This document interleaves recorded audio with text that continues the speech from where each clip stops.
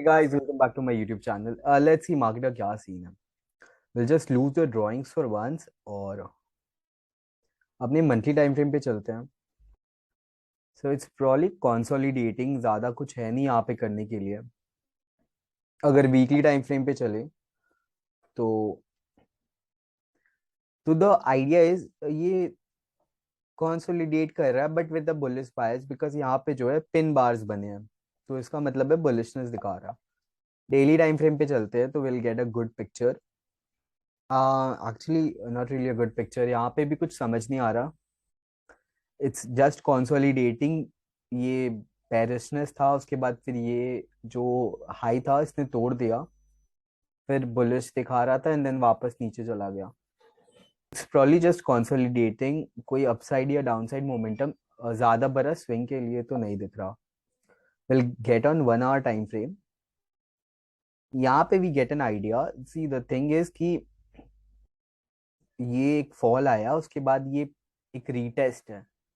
तो main structure अभी जब तक 17,400 नहीं टूट जाता तो बेरिश लग रहा है और एक अच्छी गैप डाउन होने वाली है. Will get on that. So Singapore Nifty almost दिखा रहा है 17,050 17,070 के आसपास एक गैप डाउन होगा, जो कि ये वाला लेवल है. यू नो वीकली मंथली और डेली टाइम फ्रेम में ज़्यादा कुछ समझ नहीं आया मुझे, बट 15 मिनट्स टाइम फ्रेम पे अगर देखते हैं तो ये क्या था. ये ब्रेकआउट देने का कोशिश किया बट डबल टॉप्स बन के नीचे चला गया. फिर एक ब्रेकआउट काफी अच्छा आया एंड देन ये इसका फॉलो थ्रू भी आया. सो द ब्रेकआउट हैपेंड, उसके बाद फॉलो थ्रू आया, उसके बाद ये रीटेस्ट आया, फिर ऊपर जा रहा था. तो द आइडिया वाज कि ये बुलिश है, बट 17,400 जब तक अब नहीं टूट जाता तब तक मुझे नहीं लग रहा बुलिश होगा. अगर अपने ड्राइंग्स पे चलते हैं, so these are the zones. अब ड्राइंग से मैं बताता हूँ कैसे अच्छे से एनालाइज कर सकते हैं. सो यहाँ पे जो ट्रेंड लाइन था, इसे अपने वो ट्रायंगल भी बोल सकते हैं, ट्रायंगल बोलते हैं राइट, या असेंडिंग ट्रायंगल या समथिंग. तो ये यहाँ पे एक ब्रेकआउट आया, उसके बाद फिर यहाँ वापस रीटेस्ट आई है. अब रीटेस्ट के बाद ये वापस ब्रेकआउट आया, तो आइडिया वो इसकी बुलिश है और फिर इस लेवल पे कंसोलिडेट कर रहा है. तो इट्स वेरी क्लियर 17,400 के ऊपर अपने एग्रेसिवली बुलिश पोजीशंस बनाएंगे और 17,200 के नीचे अपने एग्रेसिवली बेरिश पोजीशंस बनाएंगे.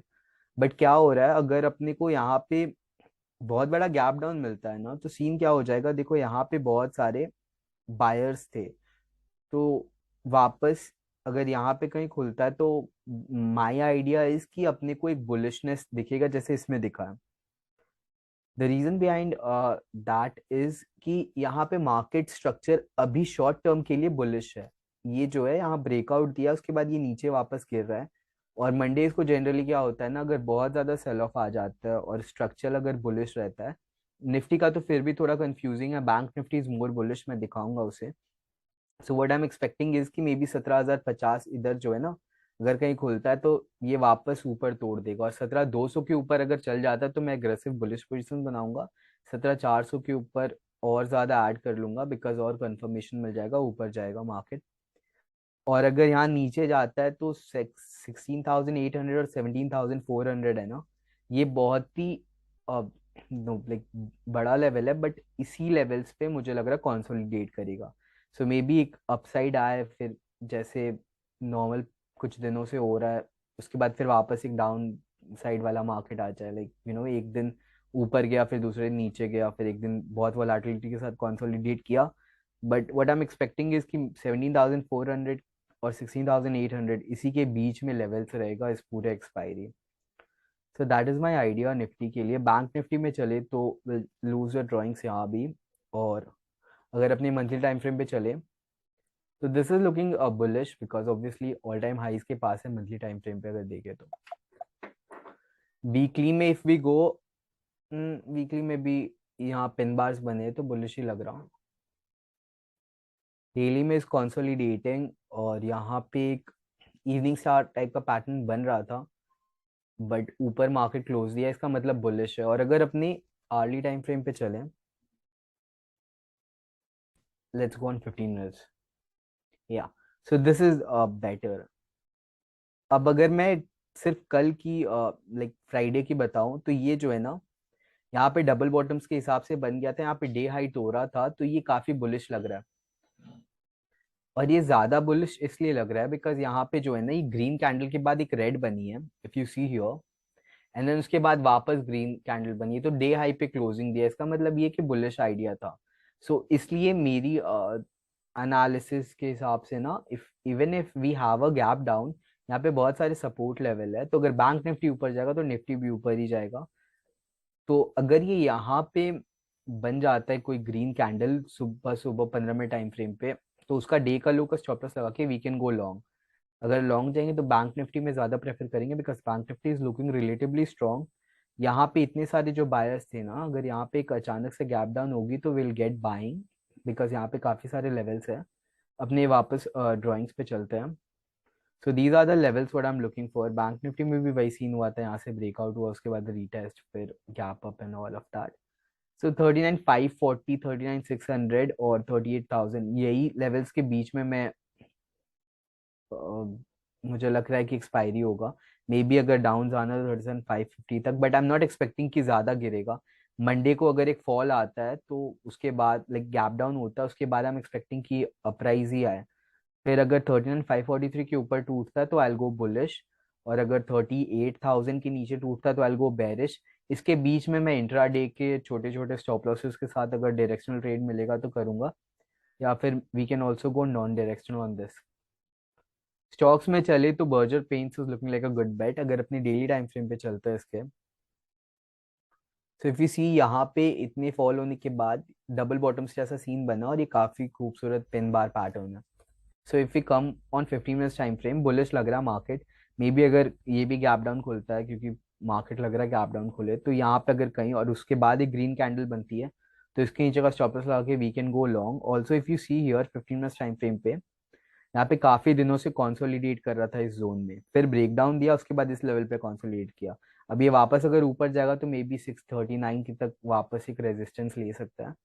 तो ये ऑलमोस्ट 2% के आसपास का टारगेट होगा, अपने 1% तक देखेंगे, उसके बाद फिर जितना और ज्यादा मिल जाए। अगर यहाँ पे रीटेस्ट लेता है या फिर 627.25 के ऊपर जाता है तो विल गो लॉन्ग।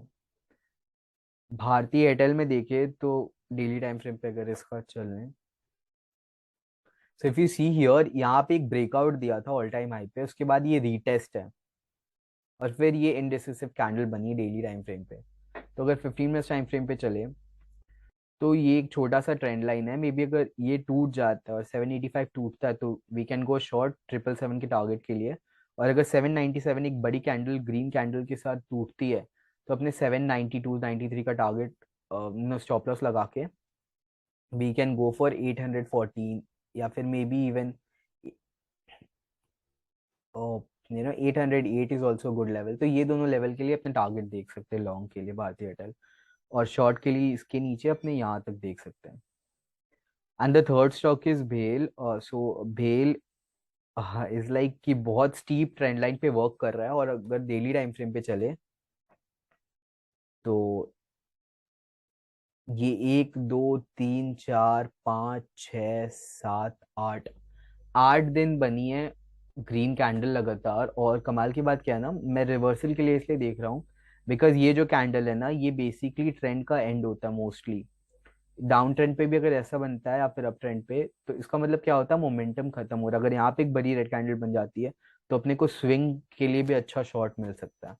तो द आइडिया इज कि अपने टॉप कैप कर सकते हैं। अगर 62.90 के नीचे जाता है तो विल शॉर्ट आराम से 61.55 के टारगेट के लिए, और अगर 64.55 के ऊपर जाता है तो फिर विल गो लॉन्ग 64 के स्टॉप लॉस के साथ। And that is it guys, thank you for watching this video, bye.